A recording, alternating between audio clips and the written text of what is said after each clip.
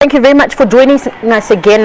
Take us through those protests that are currently taking place. We saw some visuals a little earlier on. What's it like there? Well, I think it's safe to say that protests that were expected to start on Saturday morning after the inauguration of Donald Trump have kicked off early here. Once he took the oath of office, even before he took the oath of office to become the 45th President of the United States, these sorts of scenes, if we can just keep moving with him, began playing themselves out across the United States Capitol. There's a huge group of protesters to my left, just behind my camera, and as you can see, bearing down on our camera and our position here, a number of protests who call Donald Trump an illegitimate president. He is not a president in their name, and they are taking to the streets in force. Despite the scenes you might see on the steps of Capitol Hill, despite the tens of thousands, if not hundreds of thousands of people that have turned out to recognize, to support the election of an inauguration of Donald Trump, this is the other side of the story that we've been reporting all day. As you mentioned, several dozen protests earlier today, several dozen arrests by the police earlier today, and I can tell you the strong police contingent that is on the streets of Washington has their hands full with the number of protests we are seeing here. Sabile? Sherwin, now you've been on the ground for most of the day. Have you had a chance to speak to some of the protesters? Why have they started the protests earlier than anticipated?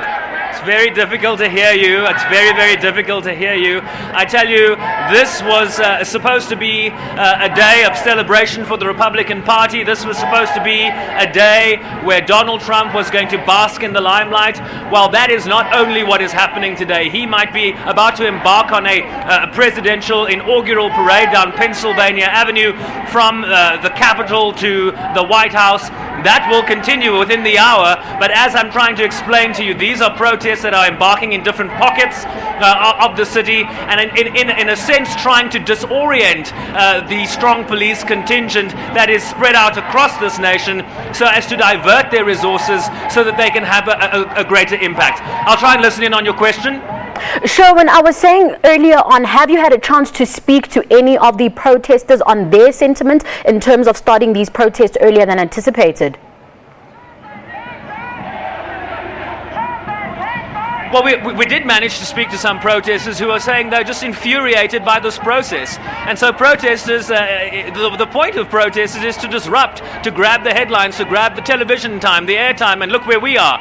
So I think very successfully you can smell weed in the air. This is a socialist movement, and Donald Trump in essence really not representing the interests of all Americans. And I think what you're also seeing is a reaction to his speech. Analysts were talking about the need for Donald Trump to reach across the aisle, to have a message of unity. We did not particularly hear him talk about unity. He didn't even thank Hillary Clinton, for example, for the campaign that she ran. That was some of the analysis that we're hearing. So immediately after that speech, we started hearing about arrests, we started hearing about disruptors, and as you can see, if my camera can pan out, across over there, a sizable number of people now on the streets of Washington protesting this president.